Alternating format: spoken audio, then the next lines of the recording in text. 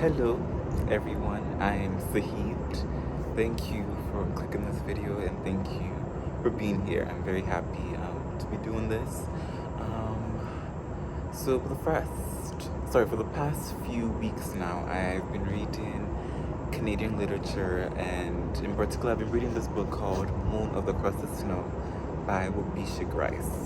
Um, I've been enjoying this book because I've never sort of gotten into Canadian literature. When I started sort of my journey of reading and starting to read more books, I began with trying to find books that reflected sort of my story and related to things that I was facing, or sort of things that connected towards my sort of perspective. But I think one thing about books that I've realized is that in many ways we are similar but quite different. And so reading books like this Canadian literature book, which is quite different from sort of the experiences that I grew up with or I face in my life, but yet a lot of the themes like human emotions, the way humans connect, and the motives of how humans do certain things, I find that we're so similar in many ways. And so reading this book has been just really interesting for me because it's broadened my perspective, and it's also made me realize how deeply just same and similar we are as human beings. And so it's been really fun. And by the way, I have a sorry, excuse me. And by the way, I've had a very long week, and I think my last video I was sort of saying how I've just been really all over the place in my avid reading and making videos, and so I just deeply apologize. I've been having a very busy week at school, and with the semester ending, in the upcoming month in December, it's been a lot of projects, assignments, exams, and all. But like I said, it's not an excuse, and so I told myself I'm gonna make the time to still record this video today. I just came back from a trip actually to Austin, and I'm back on my community college campus because I did leave from the campus to the trip, and then I came back with my other group of students who also went on the trip. And so I'm just back on campus now, and I'm waiting to sort of book my Uber to go home. But then I was like, I'm gonna use this time to record a video because right now it's still like a rush hour and it's quite expensive to book Uber. So I'm using this time well by doing this video and talking about this incredible book called Moon of the Crusted Snow. So like my other videos, I like to start with a brief summary. So for the past few months now, for the past few weeks now, almost a month or over a month now, I have been reading Canadian literature, and I've been enjoying this book called Moon of the Crusted Snow, which is, I like to call it a very, how do I say this? So I don't think I have a word to describe it yet, but what I like to say and highlight whenever I talk about the book is that one, its location, its slash setting, the characters, the sort of circumstances they're in, and what's prevalent in their lives, what their attitudes are. And so to begin, the location is in northern Canada. It's a small community known as the anishinaabe community, and they are a community of people who grow and survive through hunting, fishing, and giving back. These are their customs. These are their way of life, and for a long time, it's been their way of survival within their small indigenous community in this part of Canada. And you know they are in a very cold time. It's winter. um During this winter time, they also happen to be facing a horrible, devastating period of a power outage. And the first few chapters, it started with one main character that we were introduced to, named Even White Sky. he so far I believe is the one of the main characters, as he was the first to be introduced, and as we continue each of the chapters, he's prevalent in each one, and so I believe he's the main character. And even White Sky he's a father, he's a community maintenance guy. He's about, I would say, 25, if I'm not mistaken, or just close to his 30s. He has two kids. One is Mygon and Nagon, sorry. These are, kids. One is 5-year-old and one is 3-year-old girl. And the first one is a 5-year-old boy. And then he has a wife named Nicole McLeod. These are family. This is a family within this Anishinaabe community that's been truly highlighted on throughout these chapters. And one thing I think is sort of been very important within this family is that they love one another, and his kids cherish his hunting. They're always so glad when he comes back home with food items from hunting, and bringing bulls and moose home, and the kids are so joyful and they want to do it too, and they can't wait to do it. And then he also appreciates his wives. But one unfortunate circumstance is that starts to cause slight changes, not necessarily within the family, but even within the family itself, but mostly within the whole community in general, is at this time of no electricity, no access to high internet. The kids can't even watch TV. The family can't even watch TV, and they're losing communication through radio and all of this. And it shows up in many people's life, not only within this family, but even family and parents of even, and family members of Nicole as well. We have moments in which even goes to his parents' house. His mom is getting really frustrated by the fact that she's not even able to access and move around on her computer because the mouse wasn't clicking when she was trying to access something, and it was mostly due to the internet, and she's like sort of losing it, and she gets even come fix this. And that's one prevalent part we see. And then even within Even's family himself, and his kids, the kids are sort of not, when they're getting ready for school, they were talking to one another. These are little kids who, whenever they get into school, they just want to watch TV and, and watch a cartoon or something. But now they're sort of engaging one another because they can't watch TV. This power outage is preventing them from doing that. And then further on, we get to see all these things that different people and community members who know Even and are close to one another within the community are sort of expressing their frustration to this.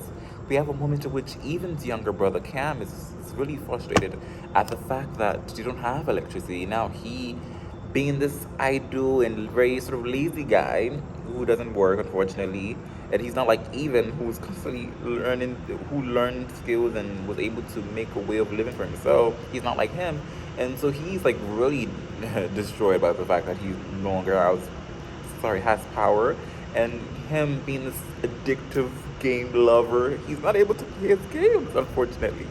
And it was so interesting to read that, because I'm just like, oh, this is really impacting people in just different ways, and it's unfortunate. And then due to all of these things I sort of mentioned, we have community leaders like Mr. Terry Meekis, that's his last name if I'm not mistaken.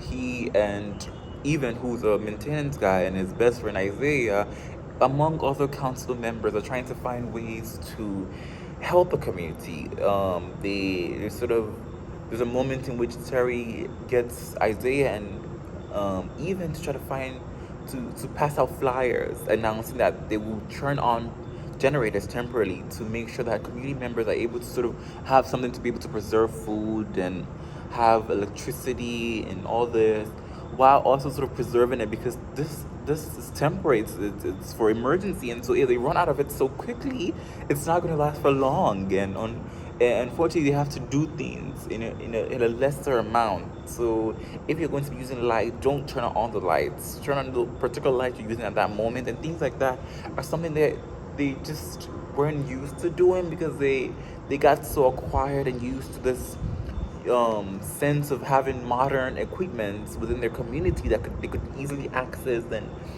it was effective for them. But now they have to make changes, and it's so unfortunate. And so we're at this point in which, community members, when they have this community meeting, community members are sort of like full of anxiety. They become in panic when they hear that this is what's going to be going on in their community for the upcoming months and weeks that are coming. And so that's what's going to lead to today's chapter, which is chapter 9. And unfortunately, I deeply apologize. I don't have my headphones today to read. And so I'm gonna hope that you guys could hear my voice as I read chapter 9 right here. And unfortunately, I'm actually kind of sick. I have a very sore throat right now, and that's why my voice sounds a bit deeper than usual. And also because I've been trying to clear my throat, so my voice just sounds really just disgusting right now. So just please bear with me, and I'm going to start chapter 9 now. The leftover stew simmered on the stove top. Even stirred it with a wooden spoon as Nicole looked over his shoulder and nodded her approval. He opened the fridge, absurdly pleased that the inside light still flashed on, and absently checked the shelves. There was a big tub of margarine on the top shelf, beside a jug of nearly expired milk. Milk had become slightly cheaper with the opening of the service road, and now it wasn't always condensed milk under table. I should probably go to the store, he declared, staring into the fridge. Looks like we need more carrots and potatoes. Could use some milk too. Anything you can think of? Anything in cans. Get eggs if they have some too. If I miss anything, you can just go back tomorrow. It will be another reason to get the kids out of the house. The snow had let up during the meeting the day before. The roads were clear but slippery in spots. The sky remained overcast, and the horizon blended with the snow and the gaps between the trees. Even noticed snowmobile tracks in the ditches along the side of the road. Excuse me. He turned right at the outdoor rink and didn't notice any activity there. Maybe I'll check with Walter to see if he wants us to flood it for the kids, he thought. The homes on the route leading out of the community to the service road were built much more tightly together. A high snow bank had built up at the end of the row of homes. Heavily bundled children climbed and slid down the snow on garbage bags and plastic sheets, even pushed down the window button to hear their chatter and laughter. It was hard to recognize the little faces concealed by tukus and scarves, but he waved enthusiastically, and they all waved back. He heard a distinct, "Uncle! Uncle!" but couldn't see or make out who it was. The kids weren't worried, he reminded himself. At the end of this road was a northern trading post, owned by the biggest grocery chain in the country, who had a monopoly in First Nations in the north. Not only was this general store the only outlet for food, it also supplied all the hardware, household supplies, and other domestic necessities.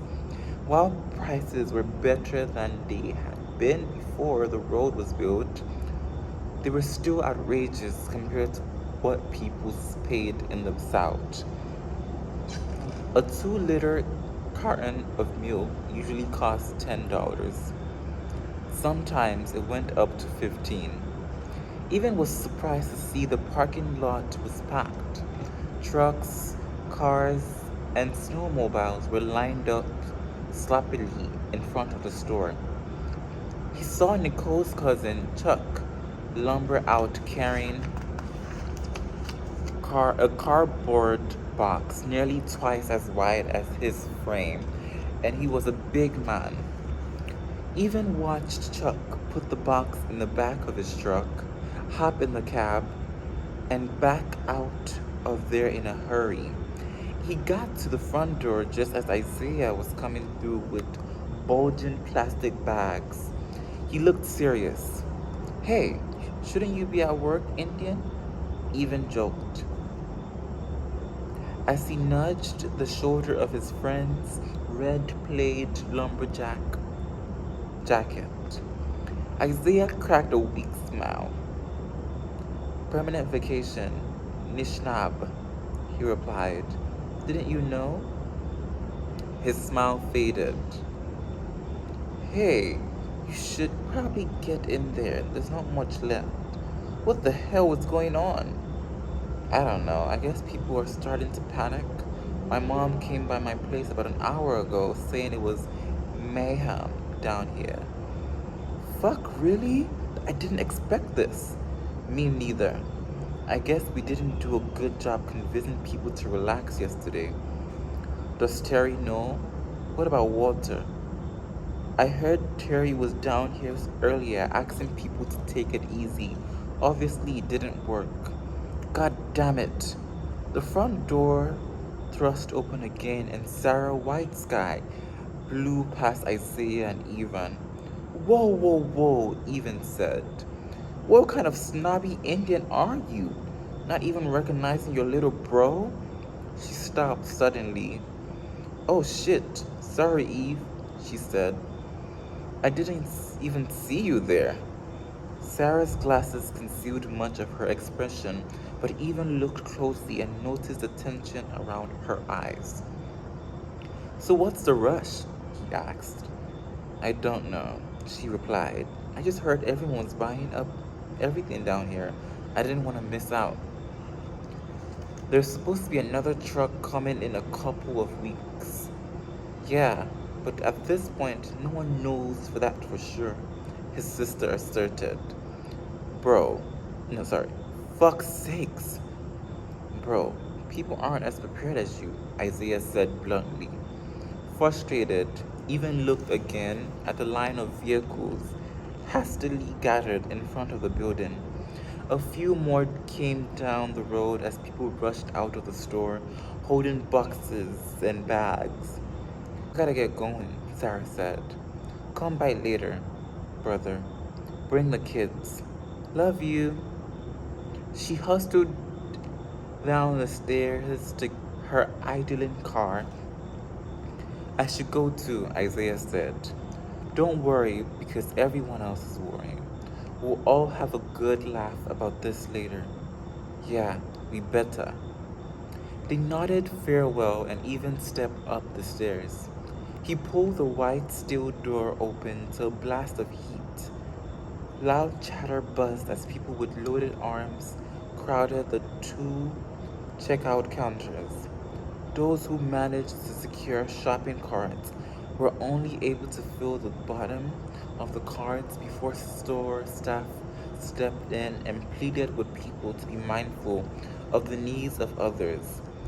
But it didn't really work. Even stepped around people holding their finds close to their bodies.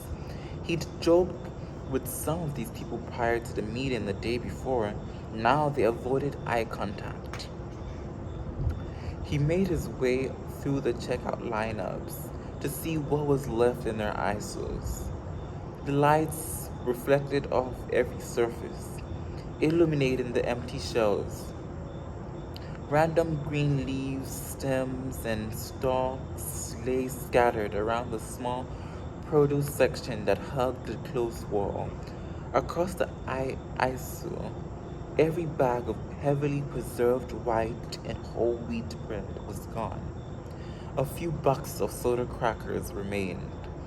In the next ISO, a few tins of sardines were strewn across the top shelf.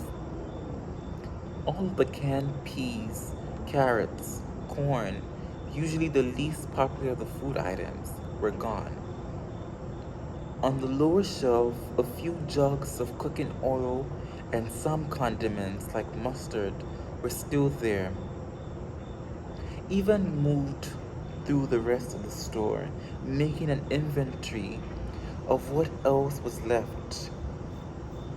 Dry dog food, vinegar, hot sauce, baked beans, which he grabbed, salt, baking soda. The refrigerator was barren of milk and eggs. He decided it was time to leave before he descended into panic, too. By the time he finished his walkthrough of the trading post, most of the customers had paid and left.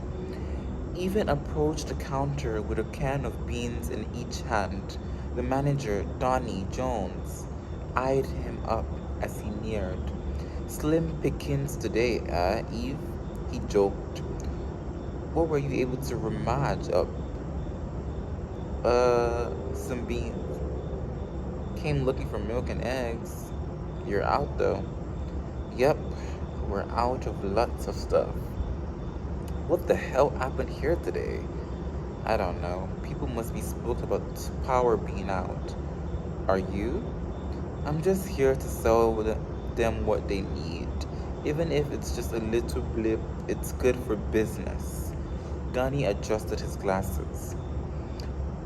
Supposed to be another truck coming in next week. No, wait, it's the week after. Losing track of my days here. Either way, we'll have more stock in. He noticed Evan's blank stare. What's wrong, bud? Evan shook his head. Nothing, he replied. Just thinking about what we got left at home. We'll be fine until the next truck comes in. Yeah, we'll all be fine.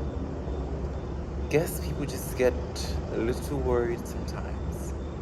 Donnie rang up the 2 cans, even paid him, and left. He stared at the road the whole drive home.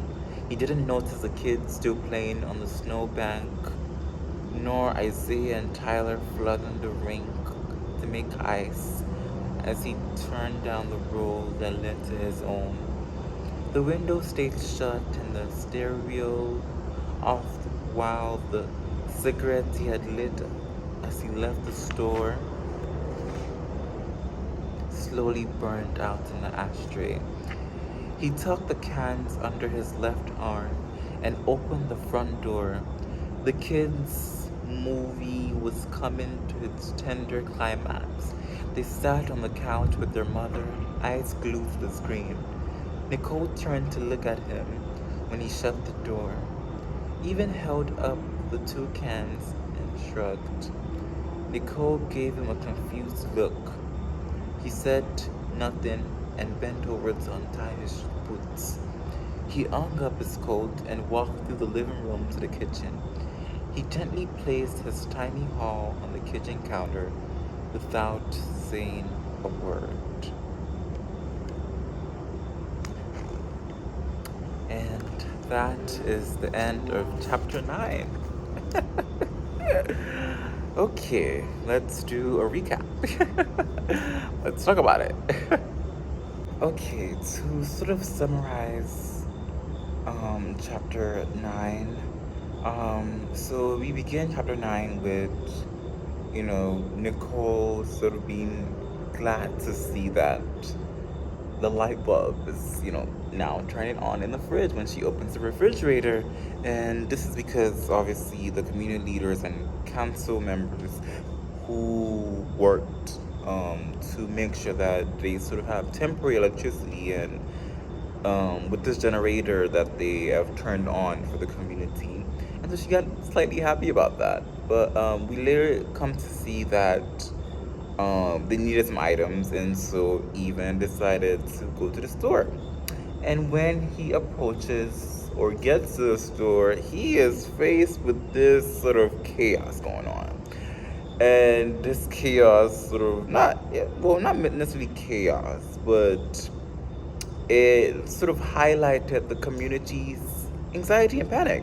because now after this community meeting that happened in the previous chapter, now people are like, I don't know what's gonna happen within these next few weeks, next few months. We have to prepare, and so now they all went to the store. They're panicking. They went to get a bunch of items, and so when I was reading about this, it sort of reminded me of COVID times and quarantine times, and how a lot of us within who were living in the United States and even other countries as well, who were experiencing this horrible quarantine time. Everybody was trying to, like, when they first announced that COVID was happening, everybody was rushing to the grocery stores, trying to get items, all toilet papers, you know disinfectant stuff, food items, because they weren't sure how long this was gonna be. And so this kind of is similar to this. Even though this book was released before quarantine time, it was interesting when I was reading. I was like, oh, this reminds me of COVID times when a lot of people were just rushing to try to find items to make sure that when things get worse, they sort of have something to keep them going in a way. Excuse me, my voice. Keep them going away, and it was very moving to read about that. But like I said, I've mentioned in my previous videos that the human motives, attitudes, actions, and emotions during this time is very vivid to acknowledge. And it's sorry, there's a bug flying around next to me, but it's very important to acknowledge and just to sort of make sure that when you're reading, you pay attention to those things, because it shows just how human beings interact. It shows how human beings react to things, and it's important because we have a moment when Ethan comes across his best friend first, who is sort of saying that his mom called him, tell him what was going on in the store and how people were all rushing to go get stuff. And so he came and made sure that he got some items. And then we have another moment in which Ethan comes across his older sister, who didn't even happen to see him at first, but she was in a huge rush trying to take all these items to go back home because she's just deeply worried. And when they have a little brief conversation before she ends up going to her car and going home or something, he could see the tension and within her eyes, because she's panicking, she's worried about these times. And it's important to acknowledge, because these are times of deep, intense sort of worries and panics, and it just shows what unfortunate circumstances can cause to human beings, and can cause people to feel. And so that's sort of what chapter 9 is about. And I hope, as we continue to read, sorry, I keep looking up because there's a police officer wandering around within the buildings. I think the building's about to close. Maybe it's sort of my time to go, but anyways, I'm going to continue talking. But it's important to acknowledge these things, and I hope you continue to join me on the rest of the chapters. I will make sure to try to be consistent with uploading videos, because I do know, based on some of you guys' comments, that you guys are watching my video and you guys really enjoy how I read. And so first of all, thank you so much for that kind comment. And I will try my best to make sure that I upload these videos on time, so you guys could keep along and keep supporting. I really do appreciate it. And yeah, please don't forget to subscribe, like, and comment. Bye.